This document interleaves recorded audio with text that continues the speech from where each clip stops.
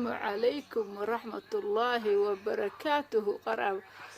سومالي تيك توك سومالي دمان waxaan rabnaa inaan ka faa'iideysano nidaamka lagu lumiyo weight-ka ama aad ku heli karto healthy weight kaasoo ah in waxyaalo badan aad ka fikirto oo leedahay goal aad hiigsanayso waa inaad diet-kaaga control biyo kugu filan waa inaad cabto enough exercise aad hesho hurdo wanaagsanna aad hurdo adoo tuurayo wax ali wixii ku stressinayo oo nafta dhibaayo lifestyle kaaga mar ali marka weight-ka lose gareyso waa ina maintenance heshaa oo ku dhaganaataa nidaamkan aad soo baratay oo ah routine-ka life-ka oo ugu wanaagsan supplements-ka ayagana ama vitamins-ka iyo minerals-ka haday ka dhiman yihiin weight-ka wuu iska korayaa wax xanuuno badan waa laga qaadaa marka soo dhawaada waa Wellbeing First Hub oo idin leh nolol caafimaad leh iyo